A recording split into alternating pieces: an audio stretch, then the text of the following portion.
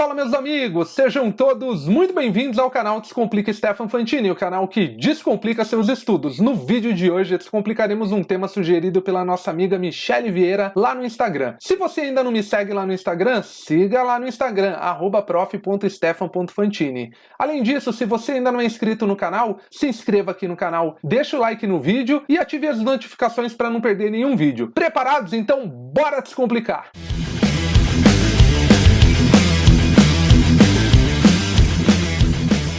No vídeo de hoje descomplicaremos um tema de direito constitucional, eficácia das normas. Para que a gente possa interpretar corretamente a Constituição Federal, é imprescindível que saibamos como se dá a aplicabilidade das normas constitucionais. É através da compreensão e do entendimento da aplicabilidade das normas constitucionais que nós conseguiremos entender exatamente o alcance e a realizabilidade dos diversos dispositivos constantes da Constituição Federal. No Brasil, a classificação mais aceita das normas quanto à sua aplicabilidade é a do professor José Afonso da Silva. Segundo ele, quanto à aplicabilidade, as normas constitucionais podem ser classificadas em normas de eficácia plena, normas de eficácia contida e normas de eficácia limitada. Vejamos o que são cada uma dessas normas. Primeiramente, as normas de eficácia plena são aquelas que, desde a entrada em vigor da Constituição Federal, já produzem ou estão aptas a produzirem todos os seus efeitos. Por exemplo, o artigo 2º da Constituição Federal, que diz o seguinte: são poderes da União, independentes e harmônicos entre si, o Legislativo, o Executivo e o Judiciário. Vejamos algumas características das normas de eficácia plena. As normas de eficácia plena são auto-aplicáveis. Isso significa que elas já produzem todos os seus efeitos de imediato, ou seja, elas não dependem de qualquer tipo de regulamentação para produzirem todos os seus efeitos. Em outras palavras, o que eu estou querendo dizer é que as normas de eficácia plena, elas não dependem de uma lei posterior que regulamente o alcance e o sentido de seus efeitos. Beleza, Steph, então o que você está querendo dizer é que não pode haver uma lei regulamentadora de uma norma de eficácia plena? Não, nada a ver, irmão. Não, nada disso. O que eu estou querendo dizer é que ela não precisa de uma lei posterior regulamentadora para produzir todos os seus efeitos. Porém, uma lei regulamentadora ela até pode existir sim. Contudo, a norma de eficácia plena ela já produz todos os seus efeitos de imediato, desde a entrada em vigor da Constituição Federal. Vamos ver uma outra característica das normas de eficácia plena. As normas de eficácia plena, elas são não restringíveis, ou seja, caso exista uma lei que trate de uma norma de eficácia plena,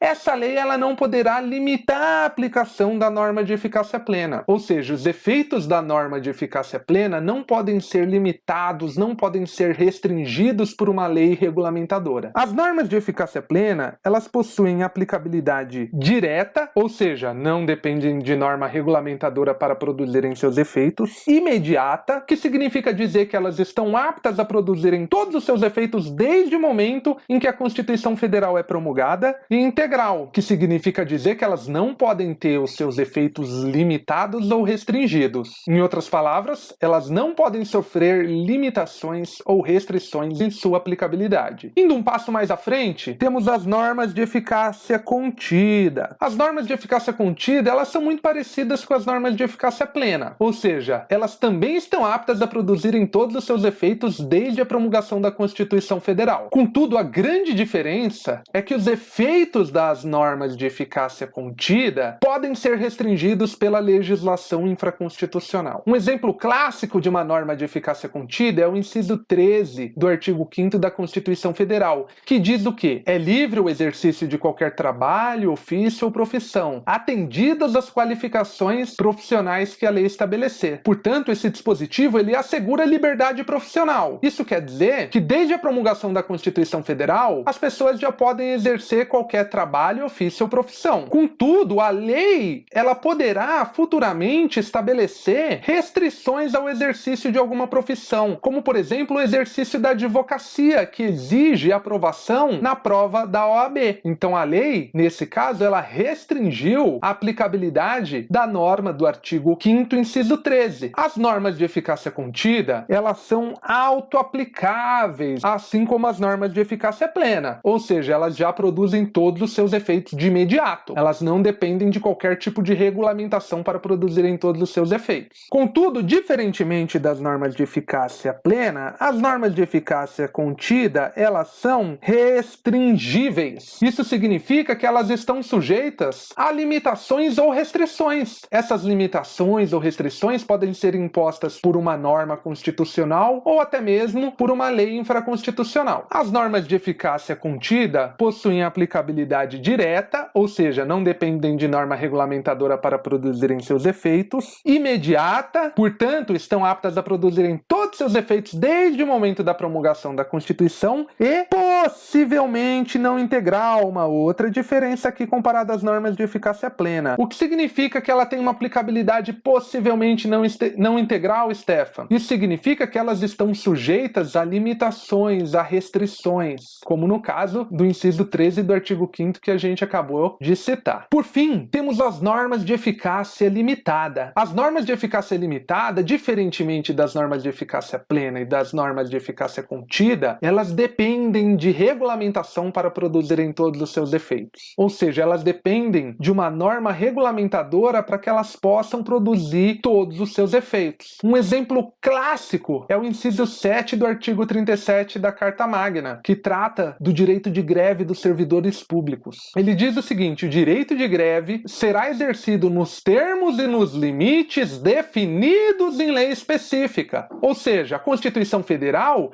ela conferiu sim o direito de greve aos servidores públicos. Contudo, para que esse direito possa ser exercido, é necessária a edição de uma lei ordinária que regulamente esse direito. As normas de eficácia limitada, elas são não autoaplicáveis, ou seja, elas dependem de complementação legislativa para que elas possam produzir todos os seus efeitos. As normas de eficácia limitada possuem aplicabilidade indireta, ou seja, elas dependem de norma regulamentadora para produzirem todos os seus efeitos. Aplicabilidade mediata, que significa que a promulgação do texto constitucional não é suficiente para que elas produzam todos os seus efeitos. E por fim, é uma aplicabilidade reduzida, que significa que as normas de eficácia limitada possuem um grau de eficácia restrito, reduzido, quando da promulgação da Constituição. Dizemos que elas possuem uma eficácia mínima. É aqui que você tem que ficar ligado. Embora essas normas possuam uma eficácia reduzida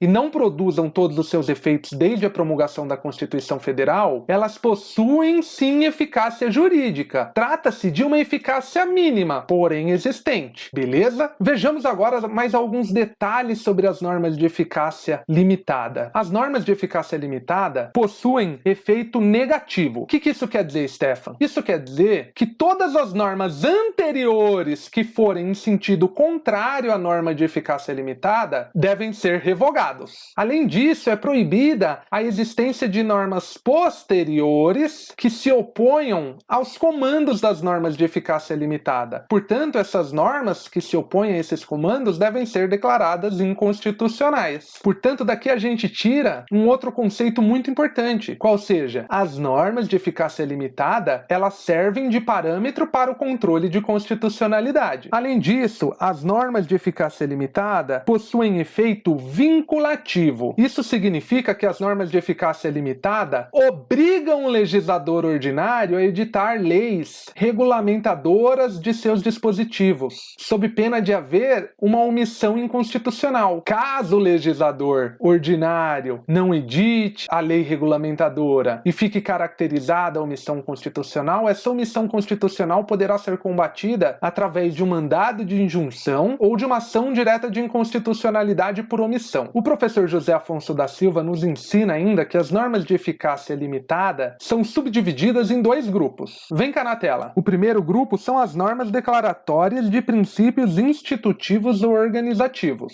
Essas normas têm por objetivo organizar e estruturar as atribuições das instituições, pessoas e órgãos previstos na Constituição Federal. E como trata-se de normas de eficácia limitada, dependem de uma lei regulamentar regulamentadora para isso. Um exemplo é o artigo 88 da Constituição Federal, segundo o qual a lei disporá sobre a criação e a extinção de ministérios e órgãos da administração pública. As normas declaratórias de princípios institutivos ou organizacionais, elas podem ser subdivididas em dois tipos. As impositivas, que são aquelas que impõem ao legislador a obrigação de elaborar uma lei regulamentadora, como no caso do artigo 88 que a gente acabou de citar, ou então as facultativas, que estabelecem uma mera faculdade ao legislador, que é o caso, por exemplo, do parágrafo 3º do artigo 125 da Constituição Federal, que diz o quê? Lei estadual poderá, veja, é uma faculdade, poderá criar, mediante proposta do Tribunal de Justiça, a Justiça Militar Estadual. Veja, enquanto o artigo 88 é impositivo, dizendo a lei disporá, o parágrafo 3º do artigo 125 é facultativo e diz lei estadual poderá. Além das normas declaratórias de princípios institutivos, temos as normas declaratórias de princípios programáticos, as chamadas normas programáticas, que são aquelas que estabelecem diretrizes e programas que devem ser implementados pelo legislador infraconstitucional. Essas normas, elas estabelecem como deve ser a atuação estatal. Trata-se de metas a serem cumpridas, realizadas, para que determinado resultado seja alcançado. Nesse ponto aqui, vale ressaltar que é a presença dessas normas programáticas que nos permite classificar a Constituição Federal como uma Constituição dirigente. Pode dar um exemplo, Stefan? Claro, o artigo 205 da Constituição Federal, que preceitua que a educação, direito de todos e dever do Estado e da família, será promovida e incentivada com a colaboração da sociedade, visando ao pleno desenvolvimento da pessoa, seu preparo para o exercício da cidadania e sua qualificação para o trabalho. Com isso, vamos ficando por aqui, meus amigos. Se você tem algum tema aí que está atormentando sua cabeça, que você quer que seja descomplicado, comenta aqui embaixo nos comentários do vídeo. Lembrando, se você ainda não deu like no vídeo, deixa o like no vídeo, se inscreva no canal e ative as notificações. Me segue lá também no Instagram. Um grande abraço e até a próxima!